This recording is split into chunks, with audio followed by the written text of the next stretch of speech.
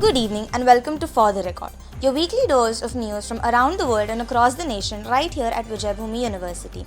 We promise to keep it factual and occasionally funny because if the news won't make you smile, we will. Meanwhile, the UK, France and Germany, the E3 group, have announced a complete ban on trade with Iran.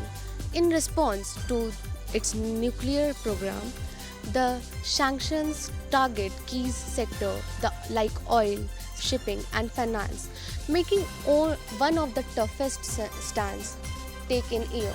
Experts warn this could escalate tensions in the Gulf, while students warn this could escalate their petrol price. And speaking of prices, over to Dhyan, who's got the national headlines and hopefully some good news for our wallet.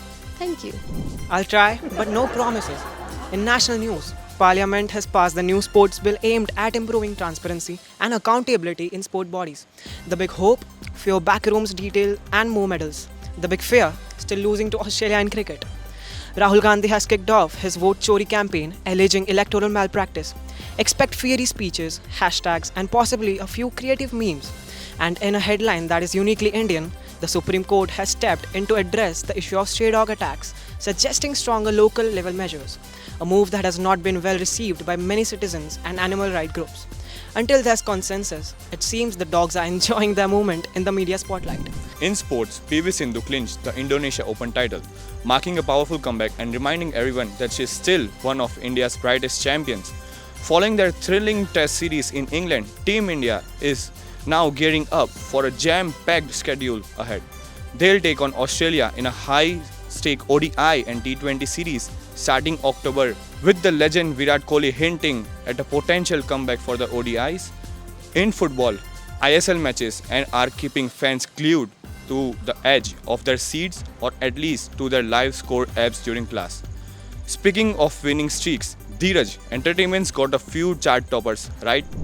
Absolutely. In the entertainment, the song Saiyaara has smashed all the streaming records, making history as the first Hindi song to break into Spotify's global top 50 and even hitting number 1 on the global viral 50 chart.